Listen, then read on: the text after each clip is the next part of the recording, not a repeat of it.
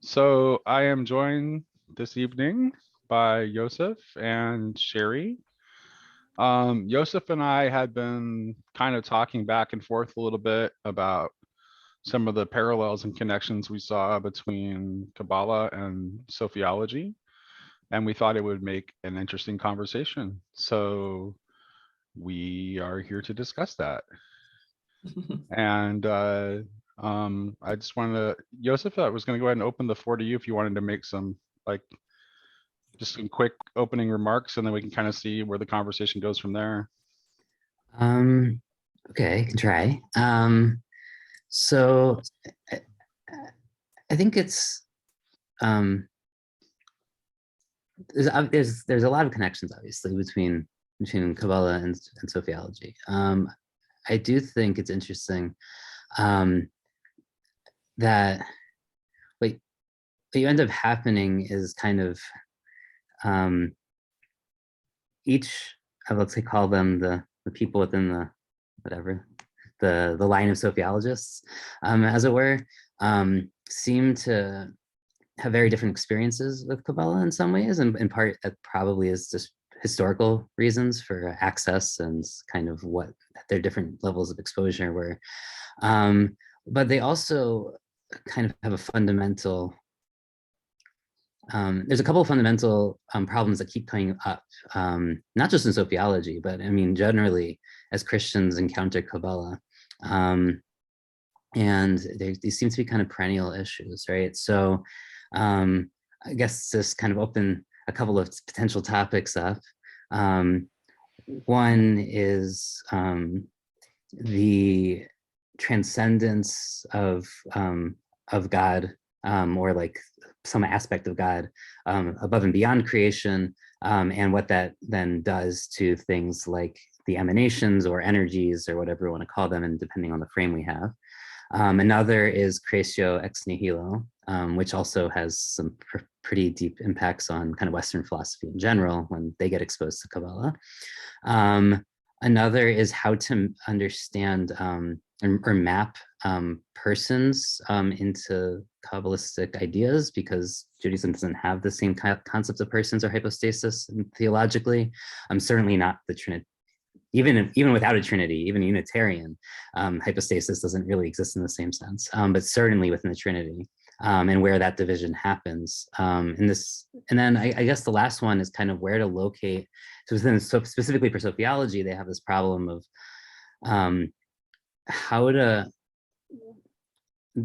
where to locate Sophia, and how to map it into Kabbalah, because on the one hand, it seems like it should be like the first emanation, and that's like and because Sophia is translated from chokhmah, wisdom, like that is one of the sefirot, so they feel like it should be there already as like, but at the same time that doesn't work because the Sophiologists also want it to be, or at least many of them want it to either be Malchut or Shechina, which is kind of the lowest of the sefirot, right before you enter like let's call it the spiritual realms, right? So there's in Kabbalah, there's multiple worlds. There's really essentially five divisions. So you have like the Ein Sof, and there's 4 worlds below that.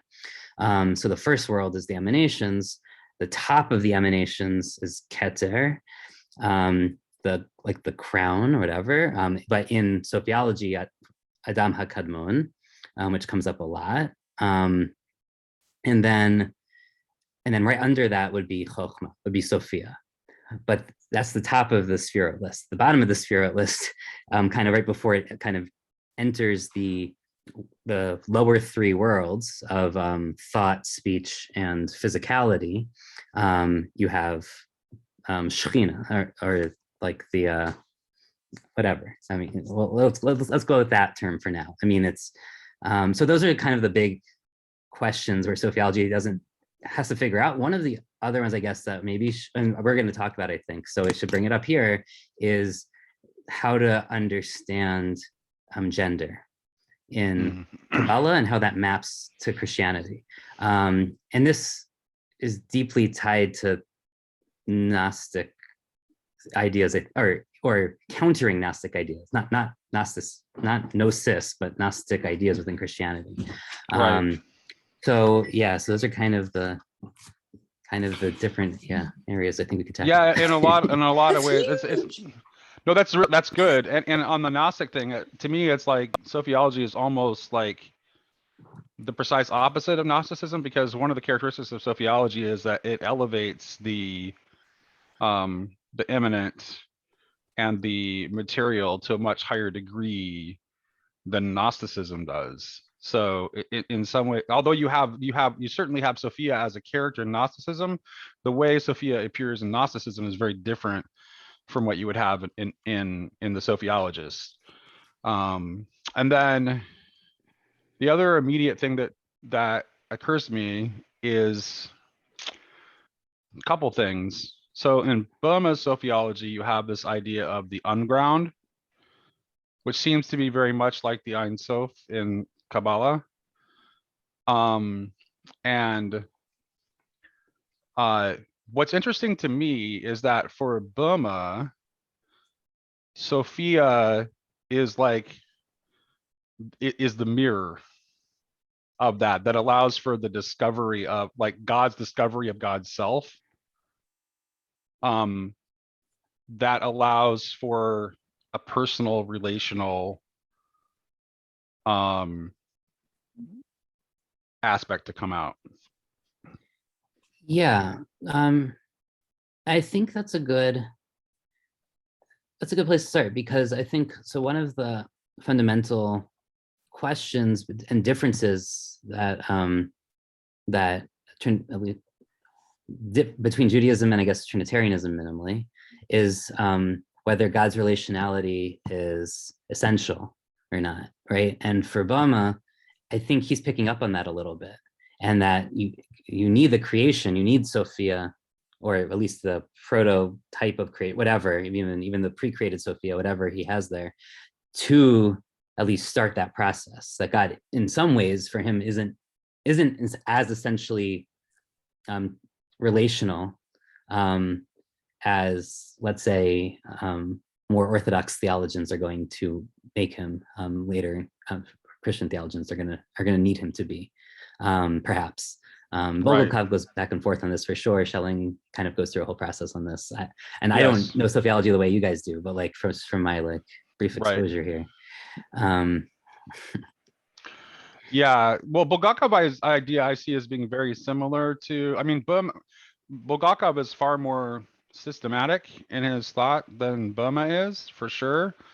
And for Bulgakov, like Sophia simply is the essence. It's the wisdom glory. Well, I guess the essence of God. The essence of God. Nick? Yes, it's common to all three hypostasis. Yeah, it depends on where and when. So because he wants, right, exactly. Yes, that's true. In Sophia, the wisdom of God, when he's trying to defend the orthodoxy of his Sophiology, that's where he like is clearest about that. But yes, he definitely varies, and the distinction between the divine and creaturely Sophia also is something that varies as well. And ultimately, this is the kind of thing like that video I linked you guys today. It's like, I really like that because to me, that I think appropriately collapses the distinction between the divine and the creaturely Sophia, because I don't think that distinction can hold up ultimately. Can you outline them a little bit for me? Well, actually, Yosef, I wanted to ask you if you could briefly help me understand what the idea of relationality is in Judaism, because we've talked about this before. Yeah, I can try. Well, okay. I mean, I'll try. I'm going to try to stick to the Kabbalistic perspective as best I can, and I'm not going to claim expertise in Kabbalah, but I'll do my best. Your expertise exceeds ours.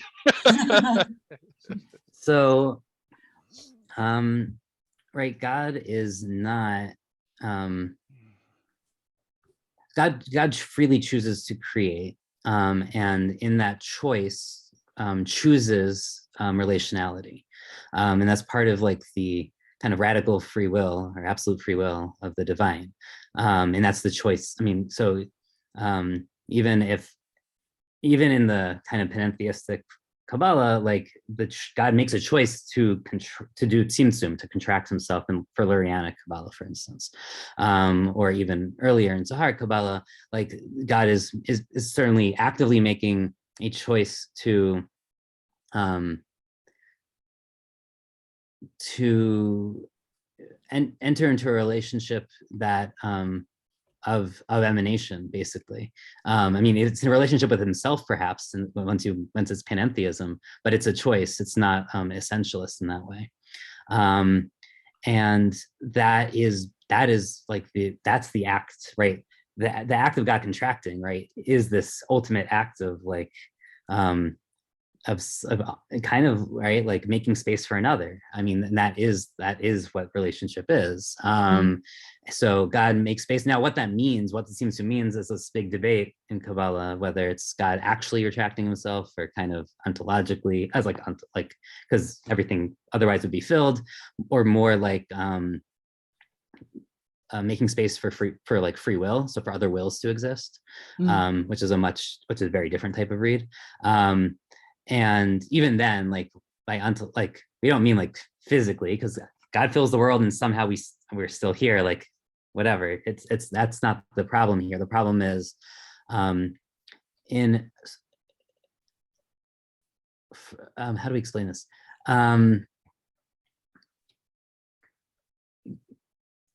So there's a formulation. Maybe I think I even saved it just so I have it in front of me. From one of the Hasidic groups, probably Chabad, that God wanted to be like realized at the lowest levels of creation, right? So it's about like, and it's not just being realized, like realize. When I say realize, I mean in a very specific way. I don't mean just like God will permeate everywhere, because he already does that. It's much more. Would it be like relevant? Making himself relevant? It's more than that. Isn't it embodiment? It's more than that though too. It's embodiment. So it is embodiment. But it's embodiment in the lowest spark. So it's not necessarily about physicality exactly, as much as it is about even in the things that seem furthest away from him, would become, it would be clear that they are in alignment with him. The great analogy is so if God is the sun, right, we're going to go to kind of the Neoplatonic, like, light analogy, right? But if God is the sun, in order for us to like appreciate all of the light coming out of the sun, we can't look at it, so we have to wear like filtered glasses, right, or whatever, to actually look to see what's going on. So you need some sort of filter, and basically every layer of contraction in Kabbalah is basically adding a light filter, and physicality is essentially a light as a filter, and we're supposed to kind of like tune it to best shine God's light through, at this level through us, to realize this unique wavelength potential, right? So if you have all the wavelengths and you have like a prism and you're like, so each of us is like one wave basically of God's light, in that like a very unique way. So in order to appreciate every single one of those wavelengths, we have to like figure out how to like tune our filters to be that, on that wavelength. That's kind of like the analogy, but it's fractal all the way down. So like every time you let one, you let all the red light through, but then you have to like get all the shades of red, and then you get like all the shades of dark red, like through and through and through and through, all the way down to like whatever, infinity basically. I mean, there's an infinite number of fractal or recursive kind of patterns here. So yeah, it's like an ultimate refraction of God through the world and reflected back to him. Perhaps it's the better analogy, more than a mirror. That's interesting, because they use that same analogy in Orthodox Christianity, actually, of God shining through like a prism, and then you end up seeing all these different aspects, like these different colors, right? And but it's coming from this one, what they call uncreated light, right? That's how they talk about it.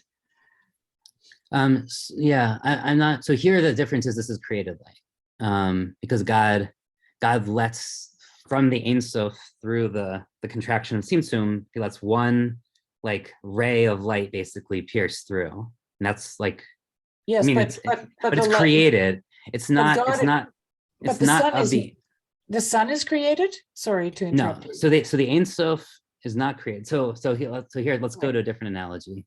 Yeah. The sun and the moon. So if it's daytime and the sun's out and the moon's out, you can't appreciate the light of the moon just looks blah. You need the earth essentially to act as a filter to block out the sun in order to appreciate the light of the sun reflecting off the moon. Right. Okay. Then we're going to do that whole refraction prism off the moon. Now the moon, the light is not exactly created, but it is the emanation, it is the reflected light. So it's not the original, the light of Ein Sof, like there is a difference, and this gets into like emanations versus energies, like distinctions, but like but the light that goes through into creation is an emanation. It is not God himself in the sense of the transcendent Ein Sof part of God. It is God himself in the sense of it's all one. It's still the same light sharing the flow. Well, that's the same principle actually in Orthodoxy too, because which makes sense. Because the light refracting out is the emanation, right? The energy. But the light itself is the uncreated light, like the sun, right? Is the uncreated light. So yeah, that's interesting. Because like I don't know a whole lot about Kabbalah, and I actually don't know a whole lot about Orthodoxy either. but I often see them converging, which I find really kind of fascinating. Yeah, and why? I mean, is it because they share a Neoplatonic kind of basis? Is it more like from through the Sufis? I mean, I think there might be something to be said for kind of that connection. I mean, obviously the perennialists might flip this whole thing. Kabbalah might be the original, depending on, or like, that's what I would. That's right? Actually that's how I feel about it, Yosef. I think that because Christianity grew out of Judaism, so it makes more sense to me that they would have taken a lot of their thought and ritual into Christianity with them. Right. I mean, it's possible. I'm less of a perennialist, and I think there's also a lot of, I think that there's a nice amount of evidence for historical development of the ideas. And if there's historical development, then it can't be that this was all, statically, set, at some point and like transmitted perfectly. No, but you can have historical development and still have some kind of like underlying tradition at the same time. So those aren't mutually exclusive. I agree that there had to have been historical development, and there's also probably cross-pollination. Yeah, like totally. From contact with other cultures and other types of mysticism, I think for sure. But I still think that I do really think that there is like an underlying current of First Temple period mysticism that you're seeing in both Kabbalah and Orthodoxy, and in Sophiology. The Sophiology, I think it's more in direct contact with, because Sophiology, you have like patristic Sophiology, but that's more focused around the Christ as the wisdom of God kind of idea. So you really don't see like the Sophiology that is developing like the wisdom of God as a more independent figure until the modern period, and that seems to definitely be involve some contact with Kabbalah. Yeah.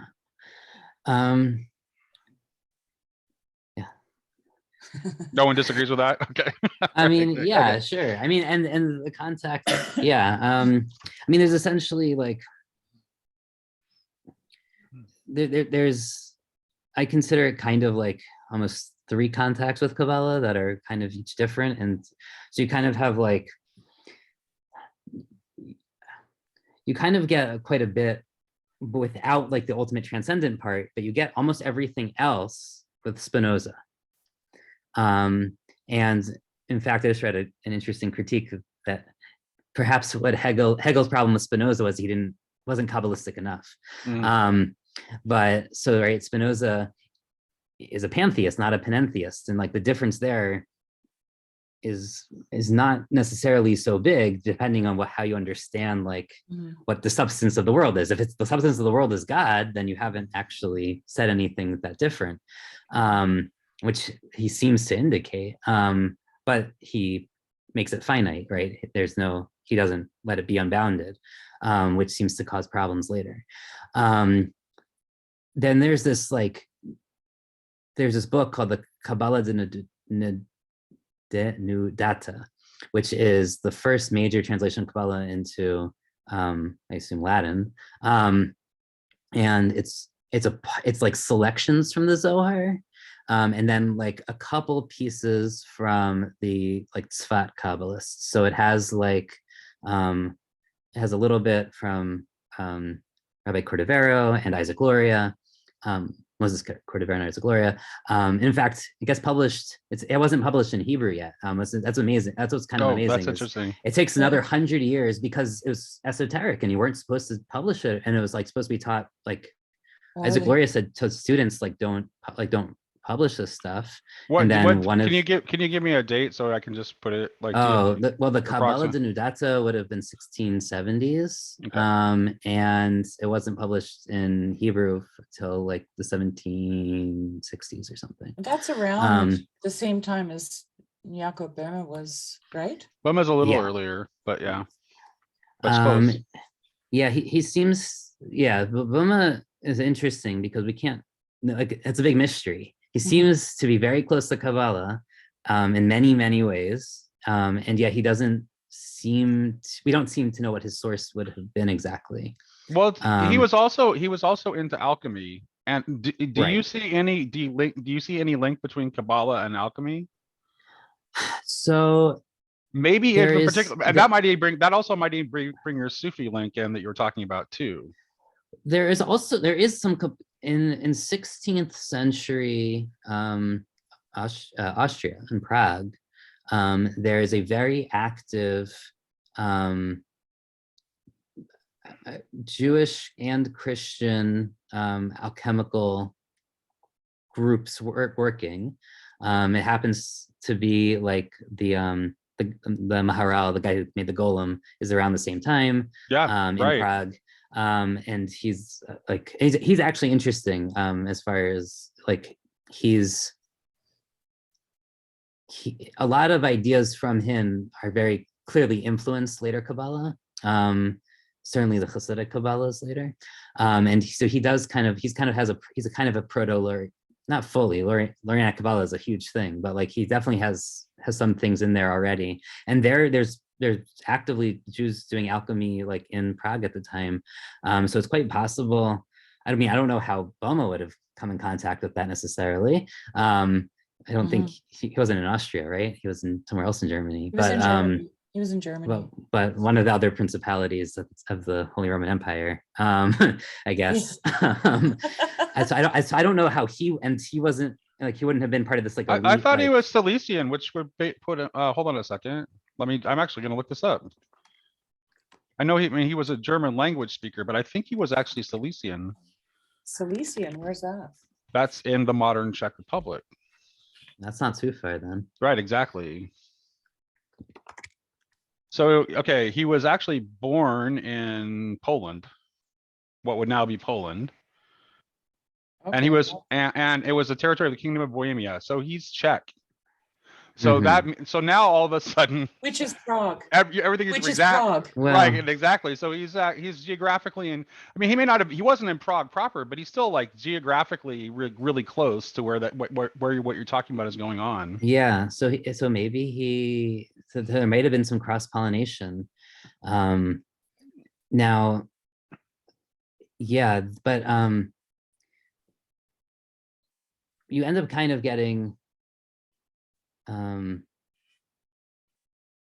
Prague is in the there Czech. there are no, there are a number of essentially different Kabbalahs kind of developing, or centers of Kabbalah, I should say, developing pre let's say Lurianic. There's kind of like five centers, and they tend to be very different from each other. You have ones that are much more Zohar focused. You have ones that are very much of the school of Abulafia, so they're much more trying to become prophets, and literally like they're using like they're doing recombinations of the letters of the God's name, and trying to like actually like call down new secrets from the angels. It's much more practical Kabbalah, I would call it, maybe. Maybe that is the proper name, I think. And that takes hold much more kind of in places like the Byzantine Empire. Whereas Spanish Kabbalah, after they get kicked out after the Inquisition, really finds a home at first in places like Italy and North Africa, and eventually makes its way to Tzfat, where you have Lurianic Kabbalah. But there's a whole other school of Jewish esotericism was kind of existing in like Central Europe. There's the circle of Joseph Ashkenazi, who is coming. I mean, he is influenced by like the Zohar still, but it's much, as far as I can tell from what I've read, it's less important. There's a whole other, like he's doing Kabbalah from other esoteric traditions within Judaism that already existed in places like France and Germany, and then combining it with kind of Provençal Kabbalah, which is very Sephardic. So there's like these different strains, and with the printing press, the Zohar really kind of becomes revived as the major work again, and like takes center stage among like all Kabbalists. And that essentially what happens with Lurianic Kabbalah is that's just a commentary on the Zohar at the end of the day. Like that's where the major focus becomes, is just like trying to understand this really long, really hard text in like an Aramaic that's unlike the Aramaic of any other Jewish work. So it's not like someone who knows Talmud can read the Zohar so easily either. What's an Aramaic? Is it an Aramaic when it first appears? Yes, it's an Aramaic when it first appears. And in Spain, right? Is where it in first Spain, appears? Right. And but it's not in like a known dialect of Aramaic, and that's part of one of the questions of whether it was authentic or not. And that was like a very long-standing question, trying to figure out like what era its Aramaic came from, or if it was reconstructed, if it was faked essentially to made sound old. And that was this really big debate in the history of Kabbalah over the authenticity of the Zohar, just based on the linguistic like kind of analysis. I just want to throw something in here because I just saw this in the Wikipedia on Burma, but it says here, he gave up shoemaking in 1613 and sold woolen gloves for a while, which caused him to regularly visit Prague to sell his wares. There you go. So there you go. Well, it's quite possible. Yeah. So what ends up happening is you have the Black Death and lots of movement in Europe, and a lot of Jewish communities either destroyed or kicked out places. And that's followed by the Inquisition in Spain. And you end up getting, there were no Jews in Prague really before, like, I don't know, the 1450s or something. There was a couple, but it wasn't very, and it becomes a huge community over the next 150 years, as essentially the rulers there welcome Jews to come in. And you get, especially in the urban centers of Central Europe, you get this interesting mix of merchants basically, and people settling, like migrants, exiles. And so you do get this kind of influx of ideas and people mixing that you just didn't have earlier. And I think a lot of that also, Emperor Maximilian, I can't remember, one of the emperors who's in Prague, purposefully actually puts out a call for alchemists and gathers them to his court, and that kind of makes Prague this really big center of like esoterica essentially. Right. And he's interested in Kabbalah, he's interested in alchemy, and so there are definitely places where those could cross. Yeah, that could make that period fruitful. But that being said, from what I understand of Bowman, I've never read him inside, and my exposure to him is limited. And he's notoriously difficult to understand Yeah. too. So maybe it's better that I've only seen him through secondary sources. He has some major differences with Kabbalah. His seven elements, divine elements or whatever, right? So instead of doing what Kabbalah does, which is like male and female, by that they mean giving and receiving, really specific. My guess as to why he does that is because he's still a Protestant, right? So I think he's wanting to at least be able to hint at getting something from sacred scripture. And I think he has in mind the seven spirits of God, and that's why he does that. Yeah, and the seven pillars of wisdom, and Right. there's definitely connections there, but he also moralizes them in a way that Kabbalah doesn't. So Right. like, there's the dark Right. and the light ones, whereas Kabbalah has them as male and female, but they're all positive in Kabbalah. I mean, and they all need to be in balance. And like, Right. and which he has balance. But when I've heard of his stuff and read the terms, they sound negative from the they sound darker. negative from the term. Yeah, they sound negative from the terms, but I don't think he's actually just trying to give like adjectival descriptors of how they work in terms of their connection. This is really because of the alchemy, I think, because he's thinking about like how they're related to like material forces in nature. And so they're not really, I don't think that they're meant to be more descriptors of how they operate as opposed to having a moral valence. That's my guess. But like I said, Burma's notoriously difficult to understand. As in, look, I'm just thinking about, and I'm just like winging it here, listening to you guys. But so you're talking, Yosef, about Kabbalah looking for balance, right? Kabbalah looks for balance. And it seems to me that Christianity looks for transformation, which is, now correct me if I'm wrong, Nate. Well, but I think Christianity looks for balance too, and actually, and Kabbalah has transformation. So yeah, I think yeah, no. Okay, then I'm missing something then. But I'm wondering if that's the same ideas, just in different. Yeah, okay, I'm just going to stop talking. You guys go. No, please, no. I want to hear what you have to say. Well, like transformation is essentially a kind of a balance too, right? Yes. Like there's balance in transformation. So it's kind of marrying the two ideas, it feels like to me. And what is the word you just used? I know. Right? I used it on purpose. So that's kind of what I think that's something that's going on in both too, is because like I mean, there's a theme of this, like of the marriage of the spirit and the soul, which represent these two different, these masculine and feminine principles. So that's why, and I think that's why I think you can see that in both. I don't think that, but that is ultimately a transformation at the same time. Well, see, when I listened to that short video that you linked today, Nate, about the Shekinah and the Hashem, that is to me, that conception that he puts forward of the Shekinah being female and permeating everything, and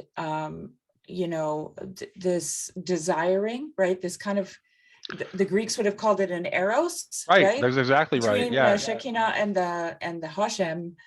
There is in that, there's both a balance, right? The male and the female.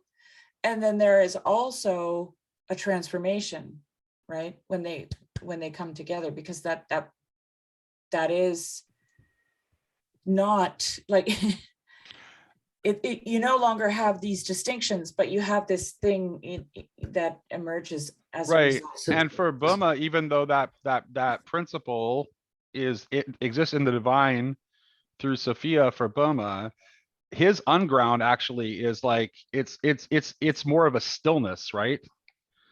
It's a still, it doesn't actually, it wouldn't necessarily be motivated to create. It needs to be mirrored by the Sophia, and to kind of have this like self-recognition in the mirror of Sophia, and it is that then that eros that ends up pouring forth into creation.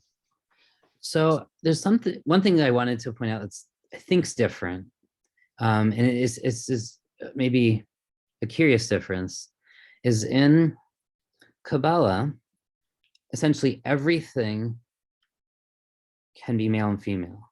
There's no static gender to any of these things. So going back to our analogy, so because for Kabbalah it's about giving and receiving, but since everything's in a flow, it's all relative. So if you're talking about, so in the sun moon analogy from before, when the moon receives light from the sun, that the moon is female in that sense. But when it then reflects it to the earth, it becomes male. Yeah. So it's always like, I wouldn't say androgynous because it's always both, but not necessarily at the same time.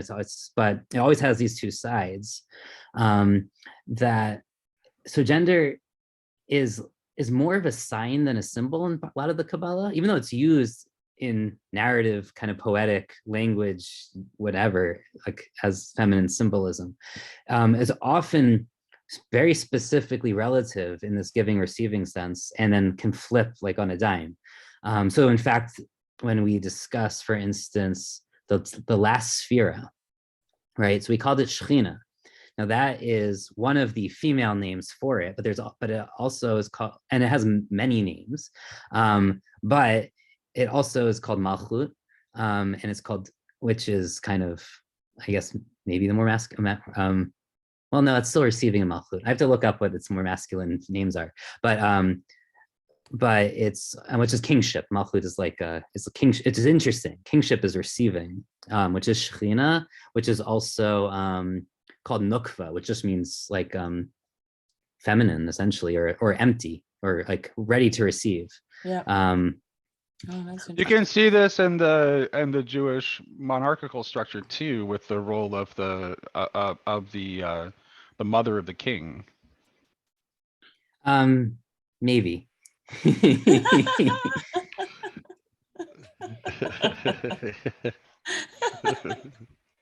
That's fine. Well, okay. So my question then, Yosef, is what about Proverbs 8? So when Solomon talks about wisdom, is that like, does that gender, is that always feminine? Is wisdom always feminine in Hebrew? No. Okay. One, Proverbs 8 is about Chokhmah. And Chokhmah is wisdom, which is one of the first spheres as opposed to the last. And like all the other sphirot, it can be both. It has, now Chokhmah as a Hebrew word is a female, yes, it's in the female construct. But it's at the lowest sphere? No. So it's the highest. Well, really the second highest. Okay. Because so Chokhmah is insight. But there's something before insight in Kabbalah, which is will, like pure will. Oh, that's interesting. And that's Keter, that's the crown. And so pure will, because his insight doesn't mean anything. Like I have to be looking, like, well, sometimes insight just strikes you, but like you still put yourself in a situation to have insight, right? Like someone has to have the insight. So will precedes insight. And then the next, I mean, insight is balanced with, let's call it left brain thinking, Bina, which is like pattern finding, finding how things work and connect together. And then they're brought together in balance by Da'at, which is knowledge. So you essentially end up having like three parts of thought, including the kind of right left brainness. Going back to like even really, early, like 12th century Kabbalah, you already kind of have that division between these two types of modes of thinking that, I guess even the Goldcrest has really nicely laid out for us, but like has a very long tradition in philosophy. So you have this right and left brain, but yeah, so and then brought into balance. But so on one hand, generally actually Chokhmah, insight, is thought of as masculine because it's a giver of insight to the pattern finder, which is the feminine principle. But to be honest, both of those can be also have the opposite gender sides to them, if it is possible. And then they're brought into balance. There's a reciprocity with all there's of this. Always. Right. And there's so feedback there's always loops. the giving and the taking. Yeah. And there's also feedback loops. So the next level down, once those emanate into the lower 6 sefirot, those are going to be like judgment and mercy are the next step, right? So those two have to be brought into balance by Tiferet, which is usually translated as beauty, but more something like harmony probably in this case. And it's the harmony of justice and mercy. You need both to kind of have a world. And they have to be, and that was something that's interesting, Nate. When you were talking to Father Eric,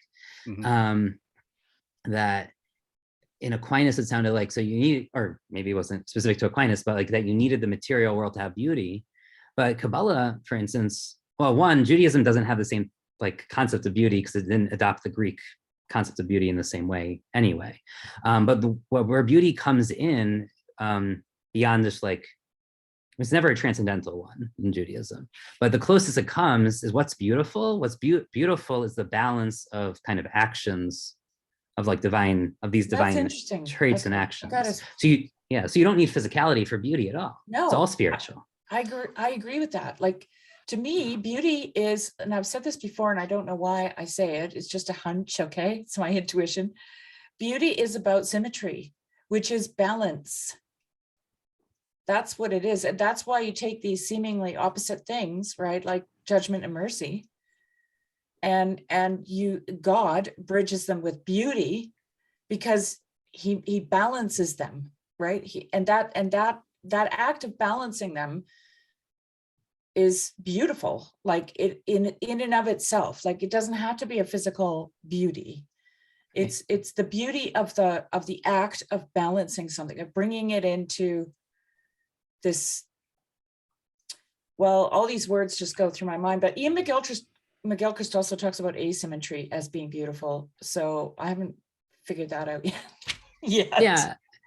It's very, in some ways it reminds me, right, of Maimonides, who gets this from Aristotle, right, the middle way, like everything needs, like all virtues need to be in balance, right, which was this idea. Now there were a couple of virtues that don't need to be in balance. I think anger, I believe, is one of them, where like you want to suppress that more than let it kind of be 50-50. So there are kind of like, not every ratio is 50-50.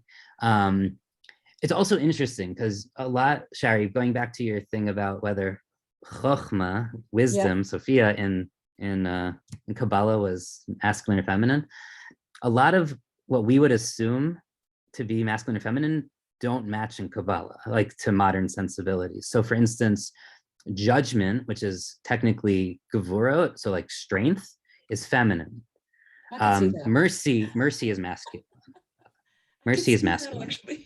And the next level, what's the next level? Gosh, I should have my tree up here. Okay, while you're looking, I'm just going to say this one little thing about judgment and the feminine, because you could reflect that back onto the idea of sexual selection in evolution, right?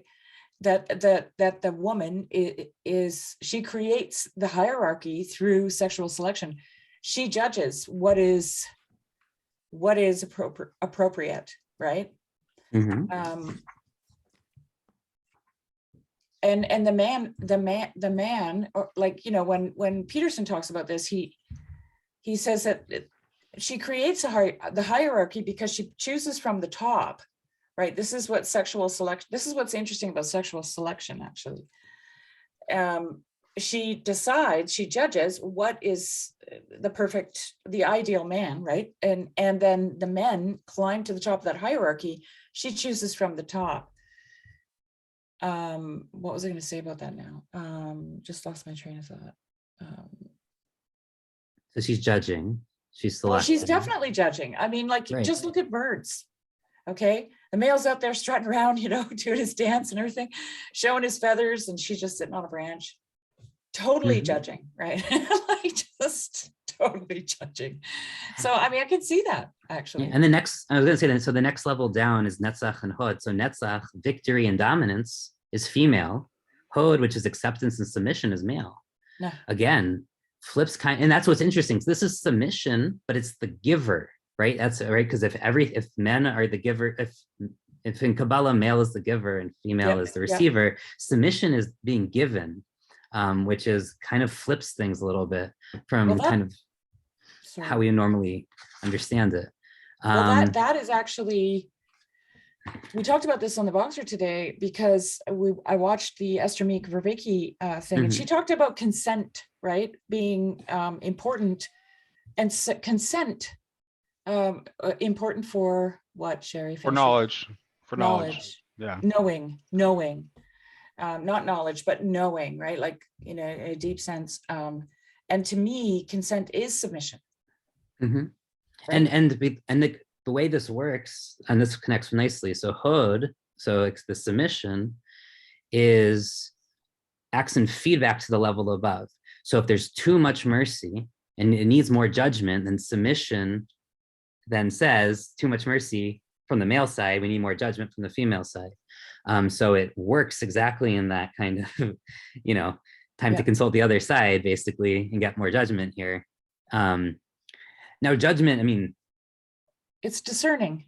It's discerning, but it's also like a lot of other things, right? So like, this goes way back to the Midrash. So like God, there's a Midrash that,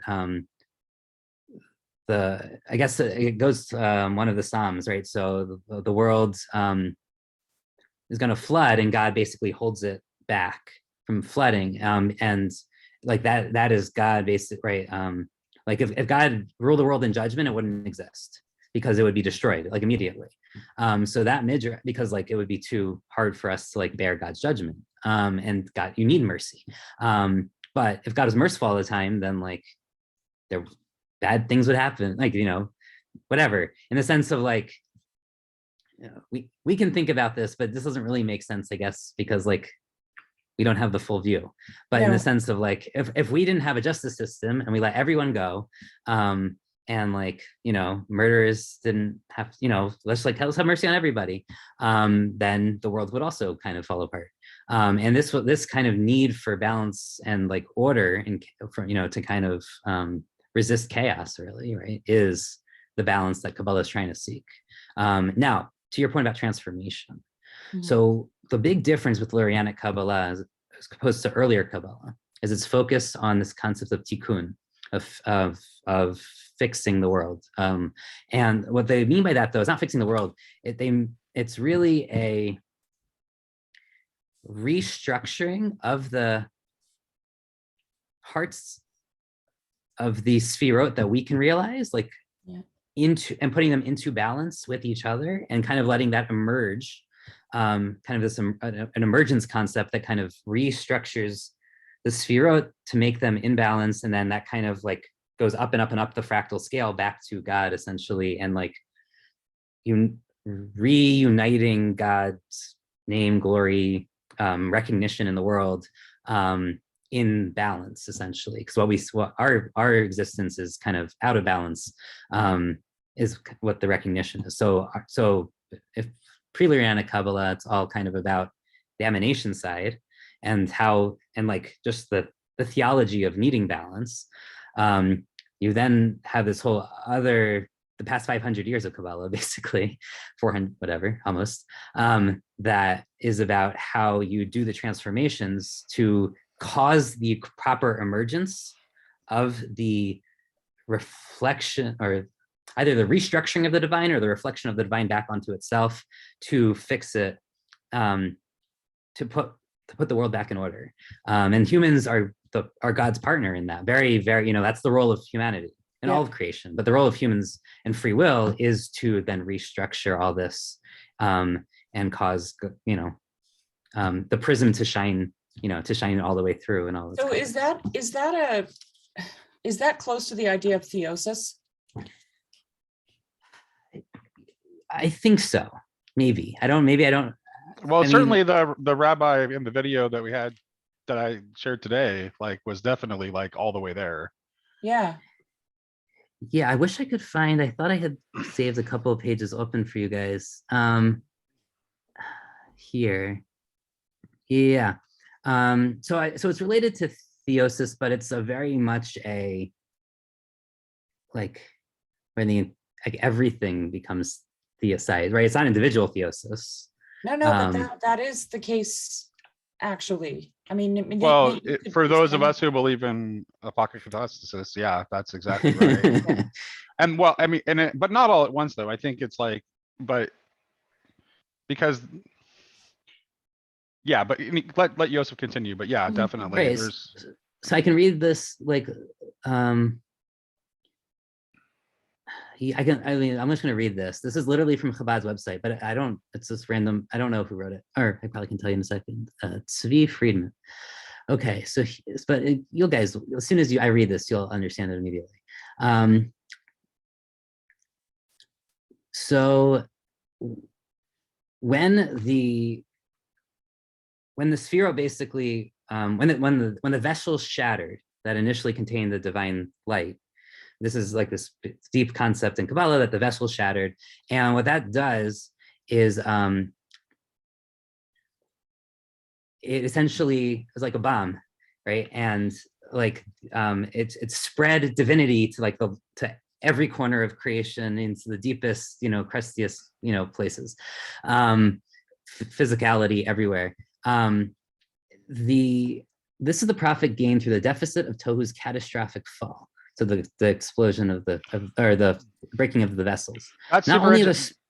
Go ahead. Sorry, that's already super interesting to me, because there's something going on here that what we're actually talking about is we're trying to understand that God actually has both potency and act, and that the God who is merely actus purus is an incomplete picture, and that there has to be some sort of like possibility in God too, which, and the mentioning of the tohu, that automatically, I'm already thinking in the space of potency, but continue.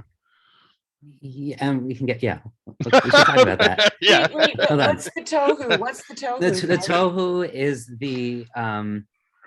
is the unbalanced sphero that essentially shatter because they can't Okay. contain their divine light.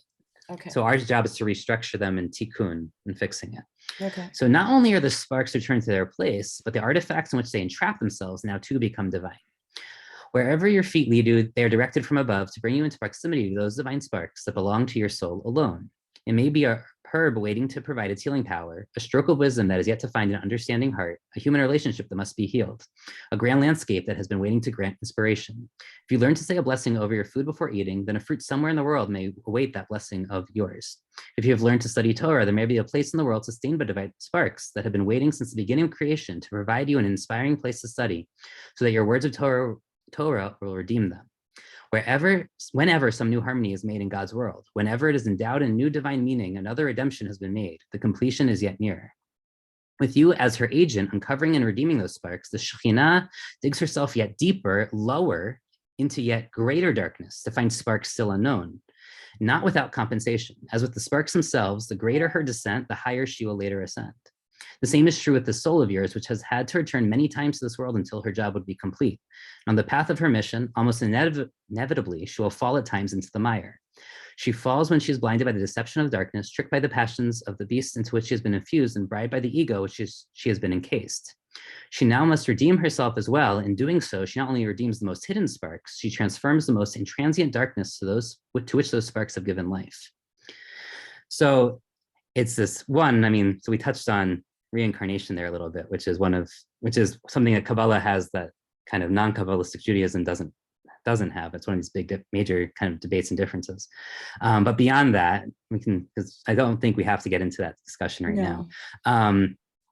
So you can definitely see there's a couple things happening. Just one really brief quick comment, like the speculation in the New Testament that John the Baptist might be a reincarnation is an echo to perhaps those kinds of traditions legitimately going back further in Jewish history. So this gets complicated. I didn't want to sidetrack you, but yeah. That gets complicated. The Kabbalists will say it could be. Mm-hmm. There is also the things that Elijah didn't die. So like, how can he have a reincarnation? For instance, that would be a problem. And there's a whole line of people who didn't die who kind of like come back, but not as new reincarnations, just as themselves. Elijah is one of them in rabbinic kind of literature and imagination. And, right, and that's what Jesus ultimately says too, is that he is Elijah. So if he's Elijah, right? So is he a reincarnation, or is he Elijah? But then he's not. Then he shouldn't be born of another couple. Like he would be Elijah still, and not like a new person in a new body. So it's not clear what's going on there exactly, because there's other traditions and other kind of, it could be, but it's not so clear. But anyway, isn't Elijah present at the transfiguration? Yes. Yeah. It's Moses and Elijah. Moses and Elijah. Yes. And Elijah is also present in every circumcision and at the Passover Seder. And at every end of the Sabbath.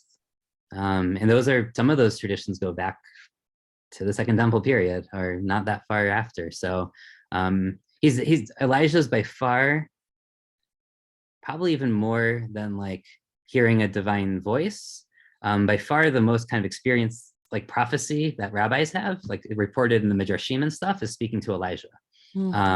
So he's like a constant kind of mediating, like angelic basically figure, bringing like messages from the divine or back up. Yeah, that's the Orthodox tradition, is also that that Saint John the Baptist is like an angel man. So yeah, so there's a connection too. Sorry, going back to theosis. I know.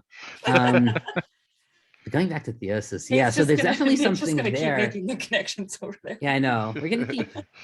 Yeah, we're gonna keep bumping it. No, I need to just shut up and let Yosef continue. No, it's fine. No, I don't want to speak the whole time. We should have a whole conversation. No, it is really interesting. I'm learning so much, though. I'm enjoying it. Right, like there is a theosis, and it's a very, but it has this like whole other kind of, every time it happens, it opens kind of more doors to more theosis, but not necessarily higher, sometimes lower too. It's very interesting. And it's certainly horizontally, right? So because there's this whole concept in Messianic Kabbalah of the partsufim, which are like the faces of God, but they really are, they're very, very similar to what we would understand as like emergence in physics. So like you can't see them from below. You can only see them when the below is structured properly, and then they emerge from to the next level up. And that is what you're trying to do with when the spherot are fixed, you make them you fix them into the partsufim, and then you balance them, and then they create the next emergence in the next level of spherot. Because every sphera contains all the other spherot. It's recursive and fractal, and it's like all the way down and through. It's kind of like DNA, right? So like your body has all your DNA in every single cell, but it's only realized in certain parts. So every sphera like has latent in it like the DNA for all the other spherot, and they can be activated kind of to emerge. I don't know, in some crazy kind of that's also stem cell analogy. Interestingly enough, that's also indicative of any kind of a learning process. Like if you're learning something, you learn it in the first step, and then the second step, right? And then when you get to the third step, if you don't know how to move into that or past it, you have to go back to the second step, because each step contains all the information, let's say. Like, yeah, it's interesting. I find a lot of these descriptions of spirituality is also, how do I want to put this, kind of a description of our psyche. Yeah, totally. And Hasidus is very clear about this. I mean, that was it. The innovation of Hasidus was to understand, psychologize this. Yes. I mean, this wasn't just a microcosm. And actually, very young, in a very interesting comment, says that the Alter Rebbe, who is the founder of Chabad Hasidism, said everything he said. So it's very interesting, because there was definitely, and you see this also not just in Chabad, you see this in Breslov, and Rav Nachman of Breslov also is very psychological in how he understands these things. And notice with your analogy, Shari, so you have to go back to the next level before, and it's all in there. And then the first thing, so you have will, but then the first thing to get to the next level, you need will, and then you need insight. And then you can get the patterns together. And then it moves on to the next one. Yeah. And then kind of, and then, Yes, and then very, well, you know, like this, because this is how I see it. This is how I understand it. And I really grasp this through Douglas Harding, reading Douglas Harding, Nate, because this is and Bema talks about this too. This is, to know oneself is to know God. Yeah. You know, if I put it in very simple terms, right?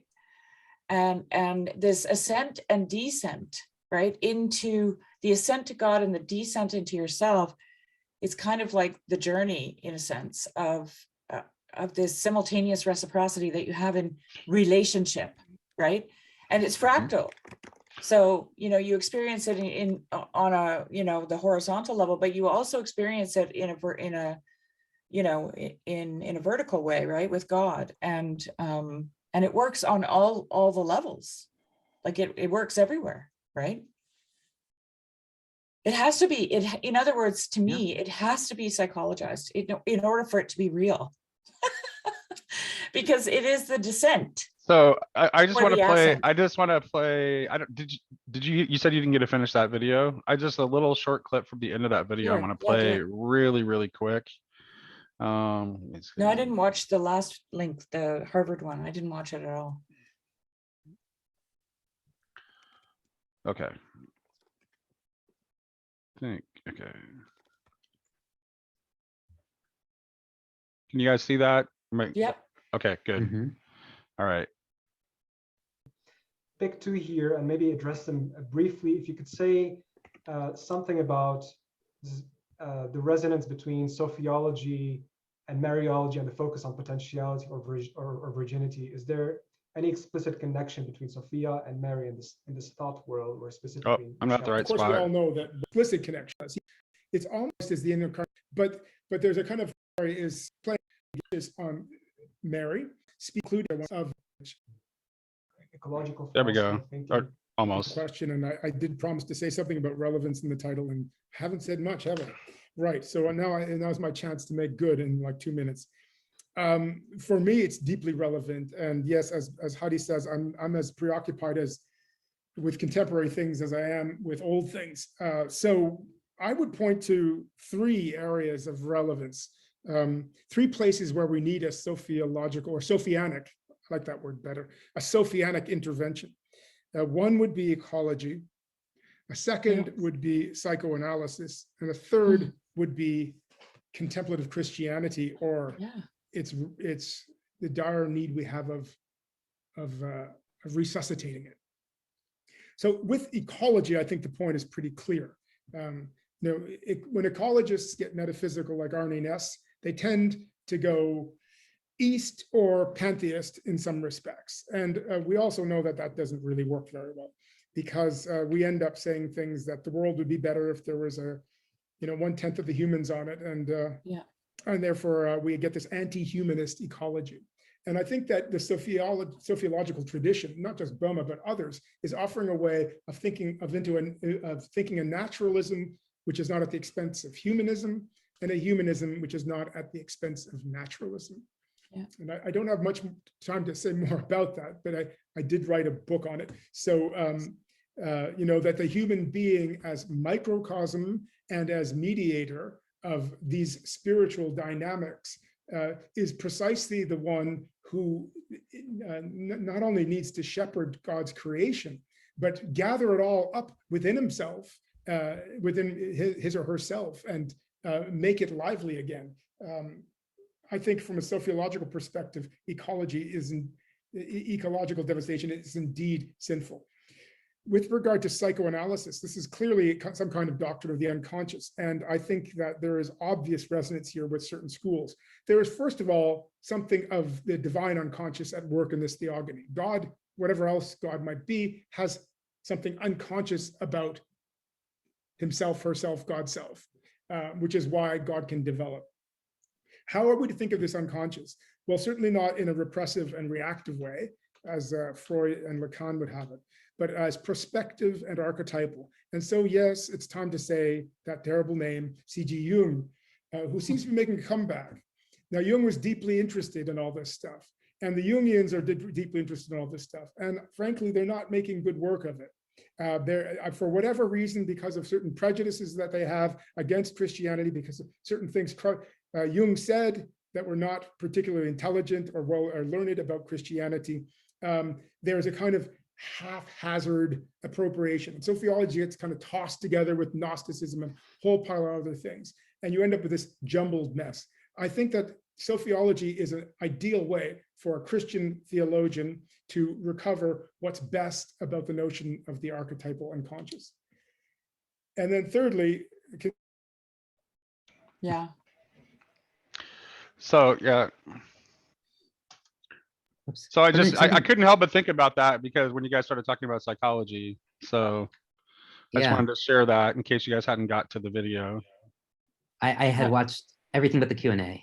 So oh, okay. Okay. Yeah, there was some good stuff in the Q&A if you go back and watch it. So something that struck me, I was listening to the Bulgakov conference from earlier this year just to prepare for tonight a little bit, just so I had a little bit better grasp of Sophiology. And I hadn't really encountered his politics before. And it's really interesting because it's really reminiscent to me of the people like Rav Kook and Hillel Zeitlin, who are essentially, propose what do you want to call it? Like political ideologies that are deeply linked to their Hasidic kind of understandings and Kabbalistic understandings of the world. And it's really interesting because I think was it Sholem or Buber? One of them was, I think it was Sholem, was really wary of the revival of Hebrew because he thought it has a latent messianism and dynamism that would like destabilize things in ways that were too dangerous. He thought Hebrew would essentially be like an accelerationist type thing as opposed to like Yiddish or something that was like a dangerous language just to work in because like of how fundamental he saw it tied in with like thought processes. Just fascinating because it's certainly tied to the Kabbalistic understanding of language. I can't remember whether it's Sholem or Buber. They both were well aware of kind of the language aspects to their mysticism. Yeah, but I think we should now talk about the differences and kind of because that laid out some Kabbalah, where Kabbalah and Sophiology do kind of have issues, is and whether Kabbalah really, the issues I laid out in the beginning, where Christians have had trouble or have tried to figure out how to map. And part of that's language, which gets to that first point. Part of that is like figuring out like the hypostases and persons, and whether this really is compatible, or not. Now, in some ways, Jews would say no, because it's not like by making it Trinitarian, you're doing something like heretical to it, right? But even with that aside, I think from the Christian side, I think there are definitely deep problems with fully doing this mapping. And I think toward the end of his life, Bulgakov was beginning to realize this a bit, because whereas in Boma, you have basically an Ensof concept. Yeah, very much so. And it's not really hypostasized. And then he says it's specifically not, because he says it's non-personal. It's like a non-personal non-duality. Right. And in Bulgakov, when he's in his like Palamas stage also would agree. The essence can't, you don't hypostasize the essence, that's the Ein Sof. Yeah. Then the problem is what happens. So because you had the Masonic Kabbalists, which were very big in Russia at the time of the Russian Sophiologists. So there were lots of secret societies in Russia.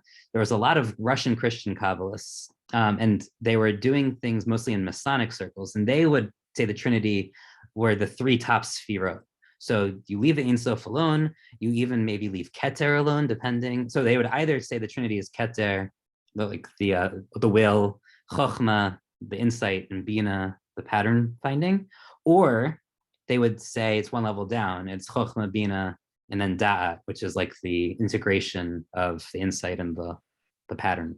That doesn't work so well for Bulgakov, but then later he wants to say that it is then that he want his last couple of books, right, when he's moving away from energies, everything has to be hypostasized for him. Like that's like hypostasis. And the self-reflexivity and everything becomes. You're so talking important. about the essay on hypostaticity? Is that what you're talking about?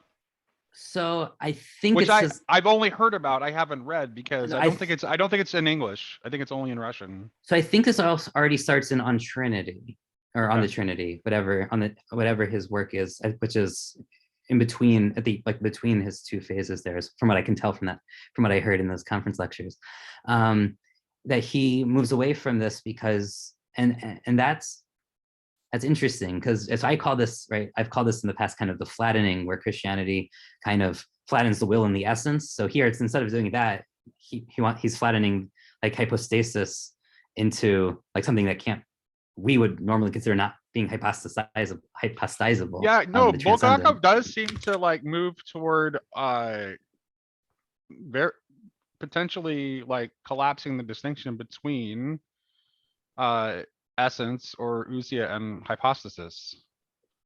Right, and that's interestingly, I mean, that's challenging from a lot of theological lines. Yes, it is. Like Bulgakov is very bold. Yeah, but he redefines hypostasis too. Yes, he does. And by doing that, he changes kind of the game in some ways, because by making it all about self-reflexivity, okay, in some ways, like for Kabbalah, that's like it is all self-reflexive in a sense already. We just don't talk about it. That does tie him back to Boma though too. Yes. Because that's ultimately like what Sophia is for Boma. Like he actually uses the image of a mirror, and then in his diagram of like, you know, the divinity, he has like Sophia as like as a sort of an outlining layer of eyes looking back and looking in both directions. Interesting. So, but it's clearly not part of the Trinity. So it's not. It isn't a hypostasis. Right. Well, so that's a whole other thing, right? Because in Philo, who does not distinguish between Logos and Sophia, he actually basically combines them, and he sees that as the first product, kind of the first, emanation of God in a very Platonic sense. Well, I think Alexandria is, where a lot of this ultimately is rooted, to be honest with you. I also think both the Kabbalah and the Sophiology have definitely, roots in Alexandria. Yeah, but I think, there's sorry. Go ahead, sorry. Well, that's also the position Origin takes with wisdom. Wisdom is both, what did you say, Logos and Sophia. Sophia. That's where the patriarchs get the idea of Christ as wisdom, right? So, yeah. And it seems, even before that, right, it seems clear to me that the beginning of John is trying to tap into Proverbs 8. I think that's very clear without even going into the patriarchs before Alexandria. I think it's in John, I mean, unless John is Alexandrian. That's where they derive their argument. Right. For it. It seems very clear that it's there, kind of implicit in what the text is doing. Now, whether the text is drawing upon just language that's available versus, like making a, because it depends on how allegorically, midrashically, or literally, any of this should be read or how, understood. It obviously gets into like other internal Christian issues. Well, but Luke's gospel is calling back to that too in the handmaid of the Lord. So you actually have both Mary and Christ clearly associated with that, which Yeah. brings us back to this idea of balance. And the gender thing, right? Yeah. But one would wonder if initially, if Logos or Sophia were thought of as within this Trinity, but later essentially become divorced from it and then like need to be read back in or read back next to, because it can't be read in direct. So Logos is read in, obviously, because the text supports that. But Sophia can't be read back in and as easily. And then, you get the problem of, is it outside? Is it the Holy Spirit? Is it something else? And what's the difference? And what's the difference between Logos and Sophia? For Kabbalah, it's clear, because in Kabbalah, Sophia would exist at the level basically of like somewhere in, let's say, in the initial emanations, but Logos is already like the level right above the material world. So Okay, there's so a here's a lot of question. distance between those Yosef, things. This idea of the shattered vessels and the light spreading out, Oh yeah. I would say that is Sophia. Right? Well, so that's the contraction, right? That's right. That's not contraction. That's a whole other metaphor though. That's going into a whole. Well, that other ties space you in some to ways. ties you to the whole like Gnostic Sophia and exile kind of stuff, and that Yes. It's yeah, also the hiddenness of God, right? right. Right. Mhm. Right. Well, that's the question is, and this gets also into the Beaumont video you sent us, Nate, Yeah. where they have the two falls, or the whatever, the first fall and the second fall. Yeah, for Boma, there's two falls, yeah. This gets into like, and Kabbalah deals with this in its own way, but I mean, I think Christians have to come up with a different answer because I don't think it works necessarily in a Christian context. And that's part of the problem with the mapping, is there's a difference between the contraction, which is, necessary for creation to exist, but like for Boma kind of has a dark, like the thing that, kind of has this dark implication to it, almost Zoroastrian or something. Is it dark? Is it dark to the initiate? Like, because I know in the preface. Well, no, because it ends up, because the thing is that because it, through his Trinitarian formula, like it ends up getting through the relationship to the Son, through the Holy Spirit, it ends up getting have to have a different aspect. And I think the reason he wants to maintain that those kinds of dark things, I really think it's, again, I think it's the alchemy coming into play. It has to do with something to the connection to, because God the Father, like you definitely want to connect to like fundamental forces. So I think that's why he's doing that. And it's like, that's like the wrathful side and the connection to all these fundamental forces. So that's where this would be different, right? Because we don't have such a negative reading of God the Father in Judaism. Right.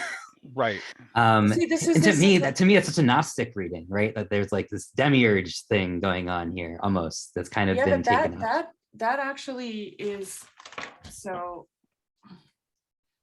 like I know, I haven't read. Yeah, I agree with you. I think Bomo's like goes a little bit too much in that direction. I'm actually in agreement. Sherry, what was your? Well, see, the thing is, for me, I don't know where I have it right now. I can't find it. In the preface to The Signature of All Things, he talks about the dark part and the light part, right? And this is not written by Boma. This is written by John Elliston. But he touches on it, and he says that to Boma, the dark part is what he compares it to the cloud. The pillar of cloud, okay? And he says that the Egyptians see it as dark, but to the children of Israel, the initiate into the mystery, it is light, okay? And so what you're talking about right now. That's interesting, because that's almost the inverse of the way I would read the biblical text. Yeah, well, but you're also saying that in Kabbalah, there is no dark part, okay? And From the that's perspective of literally the sun, yeah, there's no dark. right. You know, like you refer to the Father, right? As, Mhm. so, you know, Yeah. God, there's no dark part. So, and that's literally what he says in the preface, right? To the initiate of the mystery, okay, the one who sees God, in this case, the children of Israel, there is no dark part to the cloud, okay? I hear Only to the it. one outside of the mystery does it appear dark. And I mean, we could go on a tangent with this, but we don't. I don't know. This seems like a whole meta comment about me being inside and Boma being outside, but like it's all right, like, which I'm not sure. No, I'm not referring it. I'm actually not thinking about that. No, at no, all. I know, but I But I'm trying to understand why, like I haven't read Burma, so I'm just I haven't either. flying by the seat of my pants here, but what I'm thinking, and the reason I'm talking about this is because to me this gets down to the knowledge of good and evil. Okay, this is the understanding of the dark part and the light part. Okay, So I want to get to, that's where I was going to. Keep going. yes, and so, you know, to the one it appears dark and to the other it appears light, right? Doesn't matter who in this case. What it's referring to is the lack of knowledge of good and evil. That's what it's referring to. So right. So the question is, what point is where in the system is the problematization happening? So is it in the act of creation itself? Is it in where God, contracts himself? Mhm. Is it in the shattering of the vessels? Is it in, for Boma, man not finding a partner among the animals? Or in kind of the more Jewish readings, the one thing that wasn't good was that man needed a partner. Not that he couldn't find one, but that was like the one thing that needed correction. And we've talked about before shattering. Better, which I think is better. Right. Much better. And then, at what point is the sin of is the sin in the garden, right? So then you have Eve being misled by the serpent, misseeing the apple, eating the apple, giving the apple to Adam, shifting the blame. Those are the different points that we could point to where the sin is. And each of those have different implications depending on what we choose. And they could all be part of it. I mean, it could be a process. There's no fall. We don't have a fall theology, right? In the same way. Right, and so I know there's at least some Christians that talk about multiple falls. So like, there might be room for that even in Christianity, but where is the problem here is the question. Well, for Rabbi Friedman, there's no problem at all. It's just it's a volunteer mission of descent into the lowest world. Well, that's God. That's from God's perspective, it's a volunteer mission. Right. What's the problem for us? I think I need to know what is the Hebrew word for sin and what does it indicate? Well, there's in this case in Genesis. It doesn't use the word for sin there. Okay. You have it with Cain. Sin is first mentioned with Cain, not in the garden. Okay. As far as I can remember. And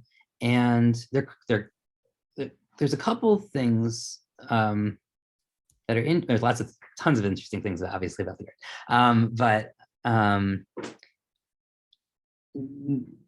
Yeah, it's not clear. We can't like pick up linguistically now. Where the linguistic clues lies are in how God responds, right? I mean, that seems to be where all the clues are. And this obviously Kabbalah makes, obviously gets a lot of material here because what are the responses? They're about hiding and covering, and all like those types of, every time you see something about hiding or covering, as I said, like Esther Lightcap Meek's name is like really like beautifully Kabbalistically beautiful because it's all about like because Kabbalah, right? You have both the garments, you have the vessels which are supposed to hold the divine light, and they shatter. So those vessels are in part covering, right? So is the contraction. The contraction of God is covering, but every time you put on a filter to like get, so the individual can be realized, within creation and seen for what they are beyond the light. Like that's also a covering where you're blocking out all the other light. So that like that quote I put into the Voxer yesterday from Rabbi Morgenstern, right? The purpose of the soul is to find, its garment in the world, is all about like the way to properly cover oneself, which is very, very related to seeing properly, Shari. Yeah. Right. This is all about seeing properly, because for sure, and I still haven't shared this stuff with you, so at some point I will. I think it's on my Facebook, which isn't like. And if we're accessible to talking any of you about guys. seeing properly, that somehow you have to connect to illusion, which of course has all kinds of like resonance across multiple traditions. Yeah. And I don't know what you would think of this idea, but the Inkling Charles Williams in his book, He Came Down, he actually says that the serpent was deceiving and that there was no evil to know. So in buying into the idea that there was evil to know, like that itself, like was the problem, because God had created everything good. It's like, Well, there was at least one thing not good. right, Right. but And not it's not evil. the same as evil. And this, Right. I think, points to the fact. Oh, it doesn't. So it's It points almost to like the we come debate to over it's whether almost evil like is independent or not. right, and actually you can link those too, because it seems like almost like what we had through the tree. If let's say Williams is right, it has something of the right idea at least. It would seem like we come to see the imperfection, right, as evil. So like God's world is good, but it's not necessarily as good as it can be. In fact, why are we there to tend the garden at all if it's as good as it can be? Yeah, but So there seems to be I'm some gonna sort of complicate possibility that. of that. Go ahead, complicate it. Because coming kind of from a tradition that's very much about focusing on the proper relationship and partnership and covenant, both with God and with people thing, right? So the man doesn't have a partner is the thing that's not good.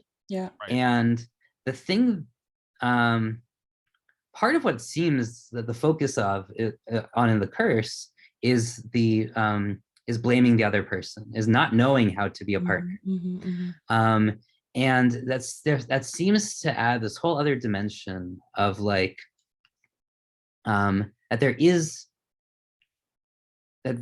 is room, there's a space left for like completion and growth and learning, and they kind of failed the test. And the test was not necessarily eating the apple, though that's a different test. And the fact is that she saw wrong, right? Like in the sense of she was like, Eve saw that it was good, which it might be it sounds like it's good. God seems to agree that everything in the garden is good, basically. But that she saw that it was good to eat, right? So it goes on, like she goes too far in her perception of the good, and she missees the good. Which is okay. I got to throw something in here really quick, because so the fact that the first time sin is mentioned between Cain and Abel, right? Which is that horizontal plane of brotherly love, or Renee Girard would like that. Yeah.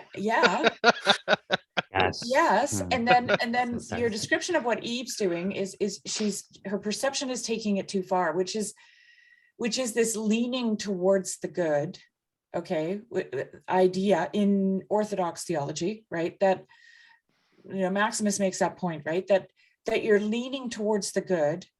And then of course, and I'm just going to make all these short points because I'm not going to expand on them because I don't have enough chutzpah for that. But it's like, and then you have this knowledge of good and evil, okay? That you want to. This is the layer cake, like this is it. Is this idea of not having a proper knowledge of good and evil, leaning toward the good, and then committing sin by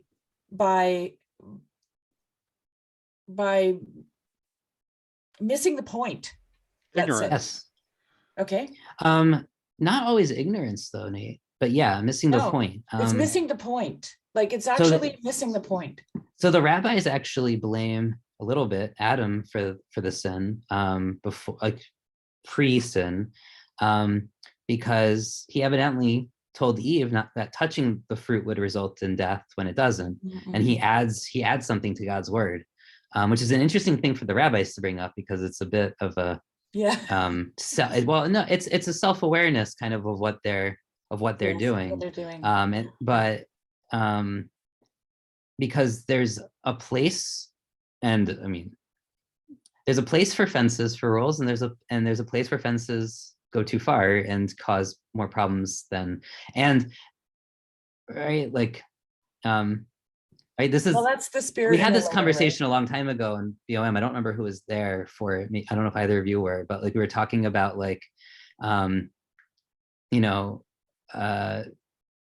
the idea of fences and like, you know, adultery in your heart, you know, you've already committed it, you know, even if you never, you know, even if you just like thought about a woman and you didn't do it, and like, and that, which is a very kind of rabbinic approach to like the law, which, and Jesus very much exemplifies. But like there is a difference, and there's a reason not to confuse sometimes the fences for the rule, because the fences are good, but you need to know the difference. And it's clearly not clear to her. So when she doesn't die by touching the apple, she thinks she can eat it. And she, you know, keeps going because she didn't understand the parameters that God laid out. What if though, like I've thought about that scenario of deception as Eve misunderstanding the good, like, you know, confusing it, right? Because she, you know, she's eating all the fruits of the garden, okay? And this one, is it good? Yeah, because everything in the garden is good, okay? And do you want to be like God? Yeah, because God is good, you know, and he comes and walks with them in the evening. She knows who he is, and to want to be like him, it's to me, it's kind of putting them in a naive, childlike place, right? Where, as like children do, they reach for the good and they make the big boo-boo, right? They miss the point. And so what do you think of that? Like, is that well, that certainly there rabbinic? are definitely people that say that the problem is that she wanted to be like God, not that eating the apple, but it was because she did it from that motivation that was the problem, which kind of plays with that idea for sure. I want to actually talk about that from the next chapter in Genesis, from Cain and Abel, because one of the things that people have made quite a bit about is when God is speaking to Cain about like to not sin. That's where the sin comes up. He tells him sin is crouching at the door. It uses the same language that was in the curse that God cursed Eve with. It uses the idea of dominance and, you know, and you'll, you know, desire, and uses the Hebrew is really the same language. And so I have a couple more modern Jewish sources that kind of support this theory of mine, that Cain, he's very interesting, right? Unlike his brother, he does like what the job he chooses is the one that God tells Adam is now like you're cursed to choose. Okay. He does it. And what does he bring? He's the one who offers something. What does he bring? He brings he brings a fruit of the earth, but it's very specific, a fruit. It's the fruit, in fact. Oh no, from the fruit, sorry, as his offering. And then he can only hear the world through the lens of the curse of Eden. So I think it's almost like he's been traumatized by the garden, and that's his frame. He's trying to fix what happened with his parents, and he can't see that by trying to fix it, he's actually going to make it worse, because he thinks his brother is the rebel. He thinks his brother is the one who's not following God's command. He's going to get in trouble. He's not like respecting, you know, and then his, you know, for all the various reasons, kind of the rebellious younger brother, and he's not like falling into line. And And I think Cain is kind of scared and also kind of trying to fix. So he's trying to do a tikkun without realizing that he's really digging himself Deeper. He's digging the sparks deeper. Oh, interesting. Literally, quite literally. Yeah. Yeah. And then in the process misses the point. And he misses the point. And there's what's his name? I have a book that actually speaks about this from the flip side. After his sin, how the curse of Cain is actually to kind of be more like his brother in many ways. And somehow will that by like taking that empathic, self-reflective mode will somehow fix things. And it kind of traces that pretty deeply, actually. But yeah, I definitely think there's this strong resonance between chapter 3 and 4 and Cain, like, yeah, and the garden story is flipped, and there's a lot of parallels in language and kind of some interesting things there, and it's like, huh. And with Cain doesn't need sin, right? Sin is crouching at the door, but there's no snake, right? God, in fact, tries to hold Cain back. He tries to tell him, but Cain can only hear God through the language of Genesis 3. Yeah. That's it. Which kind of points to like the need, kind of a progressive, revelational, partnership, and that you have all of that kind of that hypostasis or whatever. Actually, like the Bulgakavian hypostasis actually makes quite a lot of sense in that reading. But so does a Kabbalistic, like, Tikkun, like, knowing how to fix is kind of then becomes the job of discernment in many ways. Well, how you discern.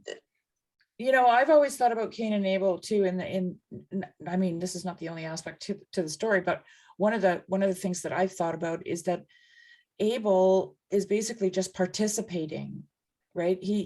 He's not trying to manipulate anything. He's just simply doing, right? He's offering the sacrifice. He's kind of got this like open childlikeness to him, whereas Cain comes in with an idea to, well, like you called, I don't know, is this it, to fix something, right? Yeah, maybe, but what is one, Cain comes up with the idea of giving anything to God. Abel copies him, right? So it's not Abel's idea in the first place, it's Cain's. And okay, I missed that in the story. And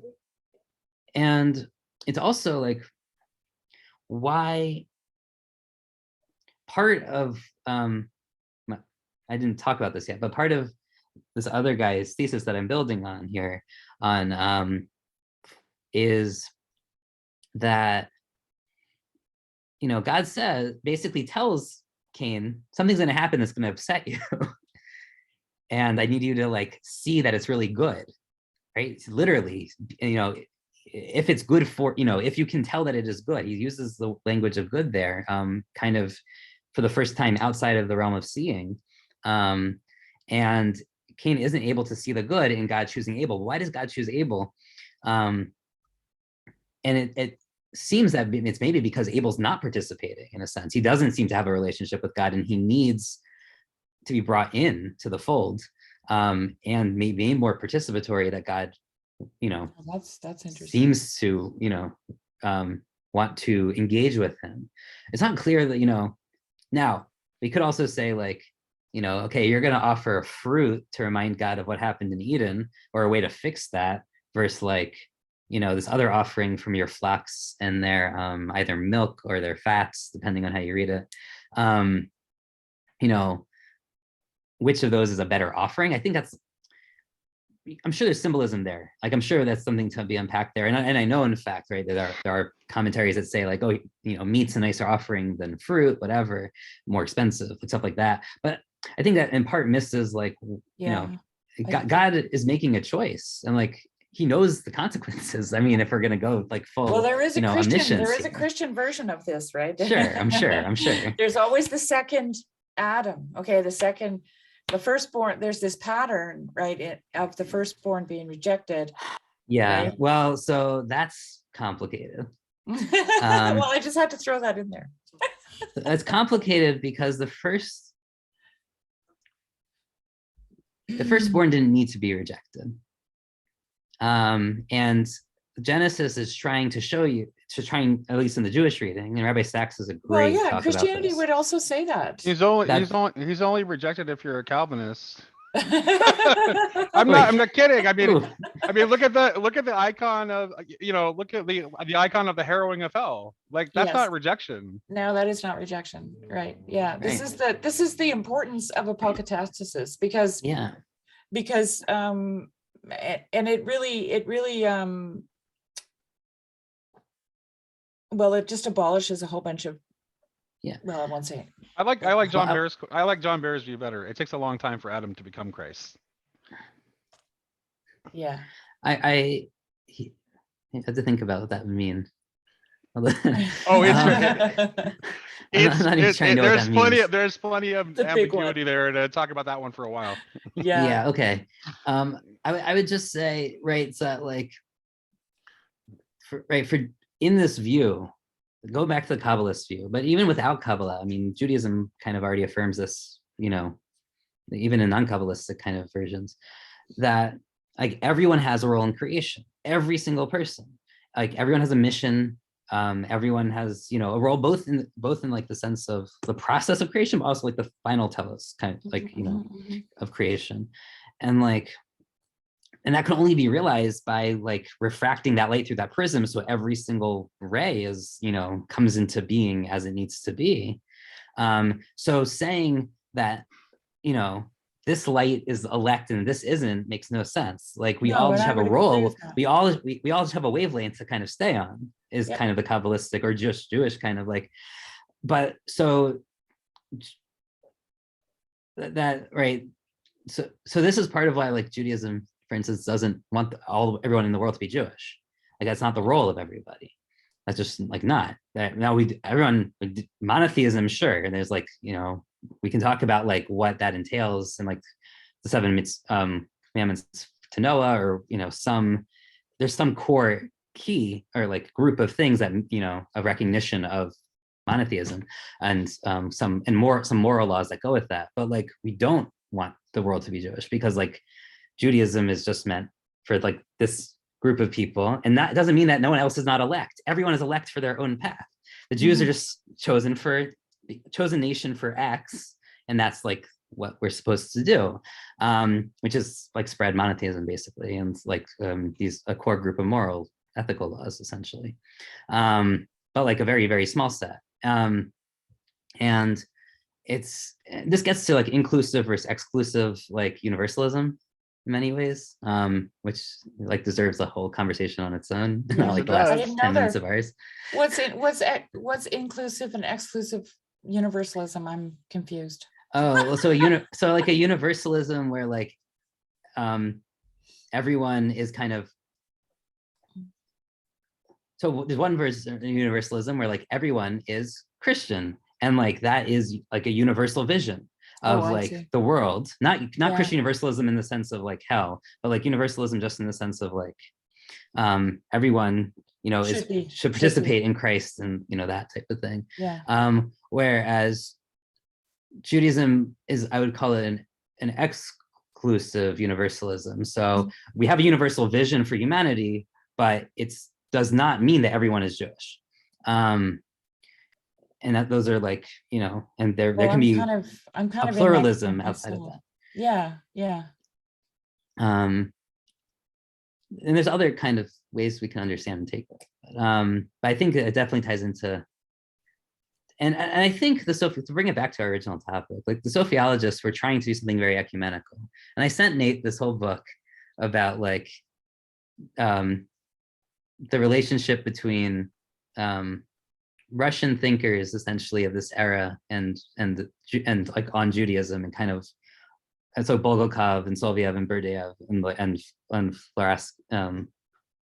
Florsky and all those guys. Florensky and Losky. Sorry, I always combine them. So like, and they saw a lot of ecumenism there, but they still, at the end of the day, saw it as a way to like Christianize, like to have essentially Messianic Judaism, or that's what we'd call it now probably, but yeah, like to missionize Jews, and they saw Kabbalah as this like very useful bridge to do that. which, of course, then made Jews less likely to like want to share things with them. Or the people who did share were people who were already very fringe. So it's interesting. I was trying to figure out like how did Bulgakov learn Kabbalah? Okay. Before him, before like the late 19th century, there's basically the Kabbalah data, and then there was a bunch of like Christian Kabbalists that basically built on that. But there was very little. There was some stuff from Reuchlin and a couple of like Renaissance Hebraists that had done some work, and there wasn't really anything new for quite a long time from like Jewish sources. So they kind of were cut off in developing in parallel streams or very different ways actually. But parallel kind of Christian Kabbalah kind of became its own thing, Masonic Kabbalah and all this other stuff, Sophiologic, to the beginning at least. And then you start having, there's a translation of the Zohar by this French guy who was Jewish, but I think he converted, or at least wasn't religious or whatever. And he does like a abridged translation of the Zohar that evidently, Gershom Shalom says was like an absolutely awful translation, but that's what the Sophiologists had. That's what Bulgakov had and Soloviev had essentially. And it's really interesting to kind of see what they were able to kind of glean from that despite its quality.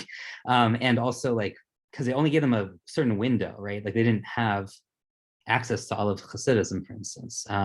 They didn't, and the people who were teaching them were most like Professor Muratov taught Bulgakov. And Muratov was, I don't think he was Jewish, but I believe, if I remember, he was taught by like basically enlightened modernist Jews who like rejected the mystical tradition. So there was like a very strong kind of anti-Kabbalist mystical bent to the people who are like teach, which is very kind of funky because it kind of, the reception and like quality and what comes through in the end kind of gets very messy. For instance, right, like Bulgakov pushes back on Soloviev on like saying Sophia. He said, Bulgakov says Sophia is Shekhinah. He's very, that's where he wants it. But Soloviev had either said it was either Chachma or it was Malchut. But Malchut and Shekhinah are the same.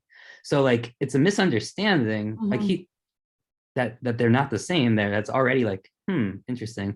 So he didn't quite get, that mapping that he's pushing back against. There's some stuff like that where you're like, if they had full access, I wonder what they would have done with it, or like, and also if they had access to the more psychological stuff, which like Jung did later, but like, I would wonder like, if they had access to Rav Nachman or the Chabad, the Alter Rebbe, the Tanya, which was what Jung had been referencing, could they have done more with it, which is something really interesting. I did also want to talk about personalism at the end here, though, too. Yeah, really quick. I just wanted to say, Bulgakov definitely read Steiner too. I actually finally, for the first time, encountered a footnote where he actually specifically references Steiner. I'd always thought reading his meditation on the Grail, it seemed like very influenced by Steiner. But I'm currently reading Jacob's Ladder, and he actually does mention Steiner in the footnote. He does it. He's correcting Steiner on something in the footnote, but he does mention him. So that means he was familiar with him. Yeah. Even So though Steiner is an occult Kabbalist, right? well, he's I don't know what his relationship to he's an Kabbalah is. anthroposophist. But there's certainly like there's influence. I think there's definitely influence of Kabbalah on Steiner for sure. Yeah, but I think it comes from occult Kabbalah, which is via Christian Kabbalah, the alchemic Masonic version. Well, it's kind of attached to the theosophy at the turn of the century. So I don't know I have no idea what kind of connection they have to Kabbalah, but maybe you do. Yeah. I was just going to say, so Bulgakov, part of why he wants to do this hypostasis, from what I understand, at the end with Usia, is because he doesn't feel like the fully transcendent Ein Sof like has or essence Usia has like works for his personalism. And I think this is a huge difference between him and like Levinas, who like uses that deeply for his person, for what I would call personalism. He's not actually associated with personalism, but to me, it's the same Right. project. And I find this really fascinating. I actually have something, probably take like 2 minutes to read to you guys. Yeah. Go for it, but Yeah.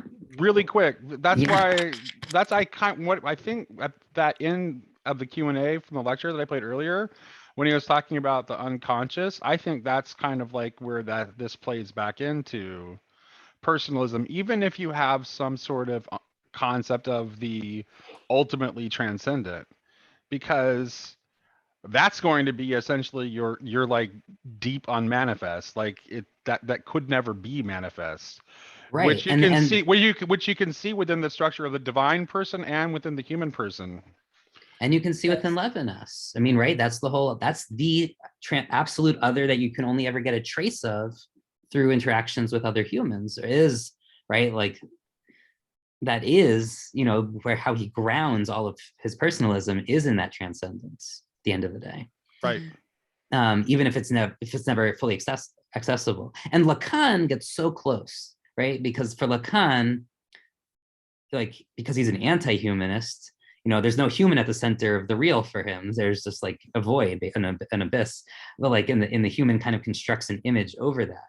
But like if Lacan wasn't so anti-humanist, right, and more Levinasian or something, right, there would be the absolute transcendent would be there. What he's done is he's removed that last puzzle piece, right, from his real, essentially. So he never gets to that in his unconscious, like psychology of the unconscious that he builds off of Freud. Well, and also to tie this back again, so I think both to some of what Kabbalah is hinting at and Sophiology, it's like it's too much externalizing. It's too much externalizing of the transcendent deity without any inward turn, So, which is why you miss it. yeah. So here, this will perfect segue. Perfect Okay. segue. All right. Cool. Okay, so this is just from like a random, some Chabad of the West Side on the weekly, Torah portion from this past week. So this just shows you how ubiquitous this is, right, in Judaism, especially from like a Kabbalistic perspective. The beginning of this portion was about taking the census, and so you're not allowed to count people. They have to give a half shekel coin for each male over 20 gives a half shekel coin of silver. And then those are going to be used essentially to build the tabernacle. They're going to be melted down and combined. So like everyone takes part in building the tabernacle, but it's also a way to count the number of people. So from this, Jews have this long tradition that you don't count people because like there's something about people that is uncountable. That's what this is going to talk about. Oh. So Rabbi Chaim ben Attar, who was a 18th century Sephardic commentator on the, so he has a commentary on the Torah called the Or HaChaim. So there, which means light of the life, essentially. So he has this statement there that says, true counting can only be applied to something of ultimate value, like that material objects which went into building the tabernacle. All other worldly items, he states, cannot be counted since they have no lasting intrinsic value. On the surface, this approach seems difficult to understand. Isn't counting a process that applies particularly to something material? By way of analogy, one counts coins, but one cannot count love or logic. The more abstract something is, the less we can apply the concepts of counting. Only material things are quantifiable. How then can we explain the premise of the Or HaChaim that counting applies only to something spiritual like the sanctuary? To resolve this matter, one must understand the significance of counting. When we count something, it suggests two things. First, for something to be counted, the thing that we count must possess some real value. It must be authentic. Things that have no value are not counted and not considered. In addition, the idea of counting suggests that there's a link between the items that are counted. There's some element that unites them. If we reflect on the real definition of counting and apply it to material matters, we discover that the term counting is not precise. First, material matters, no matter how precious, have no intrinsic value. Consider, for example, gold and diamonds that we regard as having great value. If the streets were paved with them, would they be worth counting? Just as we do not count the grains of sand on a beach, we would not count money and other material commodities whose value is predicated on their scarcity. We can now appreciate why material matters only count when they become instruments of things that have enduring value, such as the building of the sanctuary. Similarly, when we use material resources to construct our homes and institutions, they too serve as a dwelling place for God. They acquire value and can be counted. Moreover, there must be a link between things that are counted. Physical matters by nature are fragmented and distinct from another. Any union between them is temporary and tenuous.